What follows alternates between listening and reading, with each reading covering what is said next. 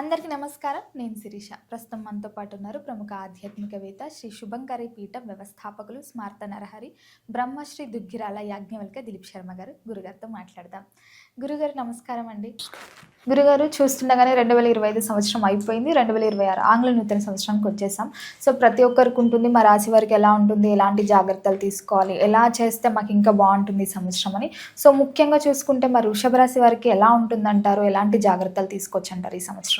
వృషభ రాశి వారికి 2026-27 సంవత్సరంలో ఆదాయం 5, వ్యయం 14, రాజ్యపూజ్యం 5, అవమానం 5గా ఉంది.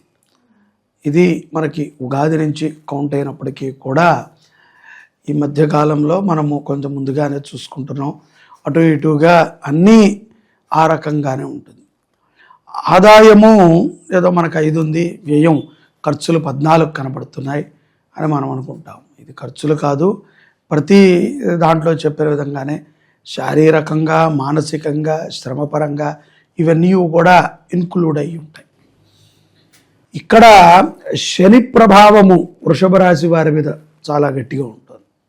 ఎందుకంటే వ్యయంలో శని ఉండటం చేత శని ప్రభావము చాలా వీళ్ళు పొందుతారు. అలాగే ఇక్కడ ద్వితీయ స్థానంలో వేరే రాశి నుంచి శని ప్రభావం ఉన్నప్పటికీ కొంత ఈ యొక్క శనిగ్రహం యొక్క అనుగ్రహం చేత ఉద్యోగస్తులకి కొంత ఏదో ఒక్కసారిగా భూకంపం వచ్చినట్టు ఉంటుంది, గట్టిగానే ఊపుతుంది.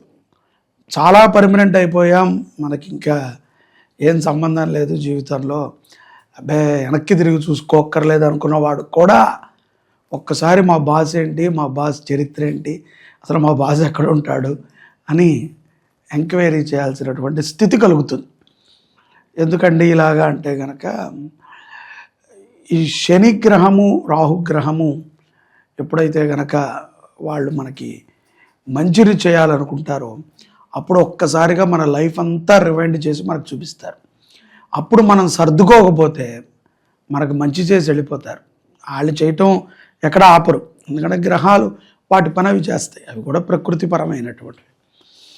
ఎప్పుడైతే అది గుర్తు చేసినప్పటికీ మనము మంచిని చేయకుండా ఏదో మనం అడ్జస్ట్ చేసుకుంటూ వెళ్ళిపోతాము, ఈసారి తగిలే దెబ్బ మాత్రం అవి కూడా మన చూడవు, గుర్తు చెయ్యవు. ఇంకా ఎందుకంటే వీడు మారడం అని తెలిసాక అవి గుర్తు చేయవు.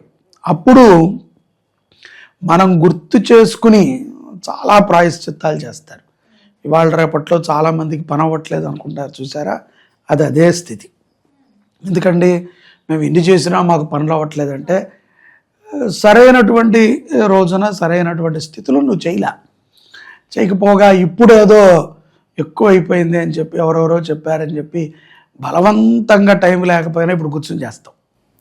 అవసరం ఒకప్పుడు చాలా టైం ఉండింది, అప్పుడు మనం చేయలే. అప్పుడు ఏముందిలే ఇలాంటివన్నీ చాలామంది చెప్తూ ఉంటారండి. ఇక్కడ వృషభ రాశి వారికి ఉద్యోగస్తులు కొంచెం జాగ్రత్తగా ఉండాలి. వ్యాపారస్తులు కూడా ఈ సంవత్సరంలో కొత్తగా ఎవరితో అయినా పార్ట్నర్స్తో వ్యాపారం చేయాలనుకున్నా, లేకపోతే ఇతర ఫ్రాంచైజీలు ఏమన్నా తీసుకోవాలి పెట్టాలనుకున్న, బ్రాంచులని వాళ్ళ యొక్క శాఖలని వాళ్ళు పెంచుకోవాలనుకున్నా సరైనటువంటి సమయంలో నిర్దిష్టమైనటువంటి ముహూర్తంలో చేయటం అవశ్యం. అంతే తప్ప ఏముందిలే నేను సూపరు, నేను ఇప్పుడు దాకా నేను ఎందులో చేపెట్టినా నాది కాలేదు, గోల్డెన్ హ్యాండ్ నాది అని అనుకుని దిగితే గోల్డ్లో కూడా కొంత ఐరన్ ఉంటుంది కదా, ఐరన్ మాత్రమే కనబడుతుంది, అప్పుడు ఐరన్ హ్యాండ్ అవుతుంది మనది. కాబట్టి మనం అన్నిటినీ చూసుకుని ఆచితూచి నిర్ణయాలని తీసుకోవాలి. ముఖ్యంగా ఉద్యోగస్తులు, వ్యాపారస్తులు ఈ సంవత్సరం మొత్తం ఇట్లాగే ఉంటుంది. అదేదో ఒక నెల అండి, ఎప్పుడు ఎలా సిచ్యువేషన్ వస్తుందో బలానా టైంకి, బలానా క్షణానికి, బలానా నిమిషానికి బలానా విధంగా ముహూర్తం బయటపడుతుంది అని ఎవరైనా ఒకవేళ మీకు చెప్తే అది అదే టైంకి జరిగితే జీవితాంతం వాళ్ళని ఫాలో అవ్వచ్చు. ఎవరో అలా చెప్పలేరు కదా, ఎందుకంటే జరిగేటువంటి విపత్తులు కాలమాన స్థితిలో మనకి ఆ టైం వచ్చినప్పుడు జరిగిపోతుంది. ఆదాయపరమైనటువంటి వ్యవహారాల గురించి కనుక మనం ఆలోచన చేసినట్లయితే కనుక కొంతవరకు ఆదాయము ఈ యొక్క ఏప్రిల్ నుంచే పెరుగుదల మొదలవుతుంది. కొంచెం వీళ్ళు షేర్స్లో పెట్టినా, లేకపోతే ఏదైనా ఇతర వ్యాపారాల్లో పెట్టినా, వడ్డీ వ్యాపారాలు చేసుకున్నా వీళ్ళకి కొంత ఆదాయం అయితే పెరుగుతుంది. కానీ ఖర్చు కూడా ఇక మే నుంచి విపరీతమైనటువంటి ఖర్చు ఉంటుంది. వీళ్ళ ఇంట్లో ఆడవాళ్ళు కానీ, లేకపోతే తల్లిదండ్రుల పరంగా కానీ కొంత బంగారము కొనటము, ఎలక్ట్రిక్ గాడ్జెట్స్ని బాగా కొనటము, ఇవన్నీ కూడా ఈ మే నుంచి బాగా చేస్తారు. అవి కూడా విపరీతమైనటువంటి హై క్వాలిటీవే కొంటారు. ఉన్న వాటిల్లో అది ఎవరికి తగ్గది వాడనుకోండి, హై క్వాలిటీనేనా అంటే అందరూ అప్డేట్వే కొంటారా అండి అని మనం అనకూడదు. వాళ్ళ స్థితి ప్రకారంగా వాళ్ళు హై క్వాలిటీవి వాళ్ళు కొనుక్కుని అభివృద్ధి చెందుతారు. కానీ ఎక్కువగా కుటుంబ సభ్యుల గురించి చింతనని వీళ్ళు ఎక్కువ చేస్తూ ఉంటారు.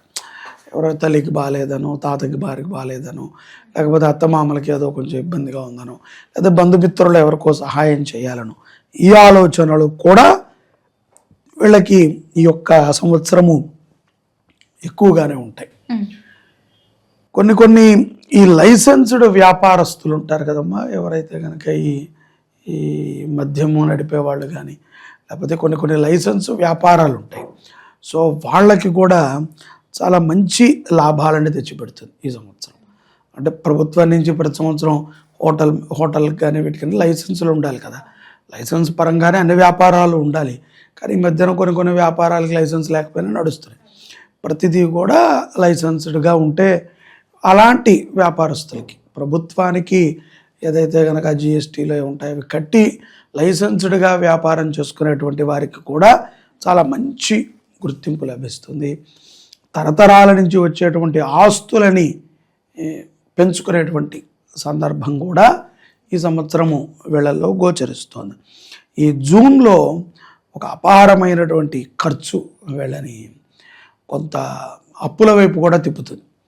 అది ఇంటి పరంగానా, లేకపోతే వ్యాపార పరంగానా, లేకపోతే ఏదైనా వీళ్ళు హాలిడేకి వెళ్ళడానికి ఏదైనా ఖర్చు పెట్టుకుంటున్నారా అనేది మనం పక్కన పెడితే, కొంత తెలియనటువంటి ఒక ఖర్చు సడన్గా మీద పడటము, దానికి ఊహించని రీతిలోనే వీళ్ళు పొందగలుగుతారు. దానికి సంబంధించి మిత్రులను అడగటము, కుటుంబ సభ్యులను అడగటం, ఆ డబ్బునైతే ఏర్పాటు చేస్తారు. చేసుకుని చక్కగా అనుకున్న విధంగానే సుఖంగానే ఉంటారు. ఈ సంవత్సరంలో అవకాశాలని అందిపుచ్చుకుంటారు ఉద్యోగస్తులు. ఎవరైతే కనుక నిరుద్యోగులు ఉంటారో అటువంటి వారికి కూడా కొంచెం మంచి ఉద్యోగ అవకాశాలు వస్తాయి. ఉద్యోగంలో గతము నుంచి ఉన్నటువంటి వారికి కూడా ఈ యొక్క ఏప్రిల్ నుంచి సెప్టెంబర్ మధ్యలో ఉద్యోగము స్థిరత్వం అవ్వచ్చు, పర్మనెంట్ అయిందంటారు కదా, అటువంటివి కూడా. ప్రభుత్వ ఉద్యోగ కోసం ప్రయత్నించేటువంటి వారికి కూడా కొంత సదవకాశాలు ఈ యొక్క వృషభ రాశి వారికి ఈ 2026లో గోచరిస్తున్నాయి.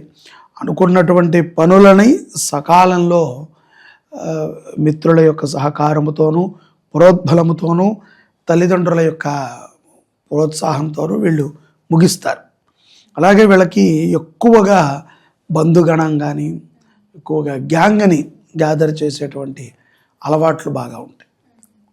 సో ఆ అలవాట్ల వల్ల గ్యాంగ్ ఎప్పుడు కూడా వీళ్ళకి సపోర్ట్గానే ఉంటుంది. విద్యార్థులకి కూడా చాలా చక్కగా ఉంటుంది. ప్రేమ వ్యవహారాల్లో కూడా మనం చెప్పకూడదు, కానీ విజయాన్ని పొందుతారు.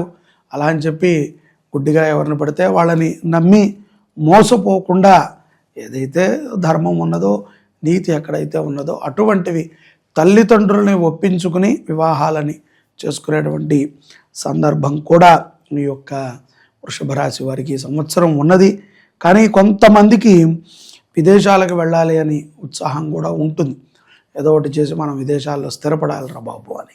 అటువంటి వారికి 1-2 సార్లు దెబ్బ తగిలినప్పటికీ సంవత్సరాంతములోపు ఒక శుభవార్తనైతే వింటారు. స్థిరమైనటువంటి నిర్ణయాలని తీసుకుంటానికి వీరి యొక్క తెలివితేటలు కానీ, మేధశక్తి కానీ చాలా చక్కగా ఉపయోగపడుతుంది. గురుగారు, మొత్తం మీద మరి ఈ సంవత్సరంలో అంటే దాదాపుగా లాస్ట్ ఇయర్లో 2025లో చాలామంది దూర ప్రయాణాలు చేయాలంటే భయపడుతున్నారు.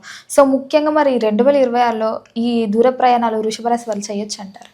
దూర ప్రయాణాలు చేయవచ్చు. ఎట్లాగంటే కనుక ఏదో మనము ఉపయుక్తమైనటువంటి ప్రయాణాలు. ఇప్పుడు మీ ఉద్దేశంలో దూర ప్రయాణాలంటే విదేశాలకు వెళ్ళాలనే, లేకపోతే ఏదైనా స్వదేశంలో తిరగాలన్నా అది వాళ్ళ అభిప్రాయం మీద ఉంటుంది. కానీ ప్రయాణములు చేసేటప్పుడు సొంత వాహనం ఏదైతే వాహనాలు ఉంటాయో వాటిని వీళ్ళు నడిపే విధంగా ఉండేటట్టయితేనే తీసుకోవాలి. ఎవరిదో వాహనం తీసుకుని మేము వెళ్తాము అంటే కొంత ప్రమాదాలు ఉన్నాయి. రాత్రిపూట ప్రయాణాలు అంత మంచిది కాదు. ఏదైతే దానికి ఉన్నటువంటి సెక్యూరిటీ ఉందో సీట్ బెల్ట్ పెట్టుకుంటాం, హెల్మెట్ పెట్టుకుంటాం, అలా పెట్టుకుని తగు జాగ్రత్తగా వెళితే పర్వాలేదు. అదే కొంత అజాగ్రత్తగా ఉన్న ఏమాత్రము మనం కొంచెం అజాగ్రత్తగా ఉన్నా కొన్ని ప్రమాదాలు మనకు సూచిస్తూ ఉంటాయి. గురుగారు, మరి మొత్తం ఈ సంవత్సరం అంతా ఈ వృషభ రాశి వారికి అనుకూలంగా ఉండాలంటే ఏ దైవాన్ని పూజించమంటారు, ఎలాంటి పరిహారాలు చేసుకోవచ్చు అంటారండి? ఈ సంవత్సరం మొత్తము కూడా వృషభ రాశి వారు సుబ్రహ్మణ్యేశ్వరుణ్ణి ఆరాధన చేయటం చాలా మంచిది.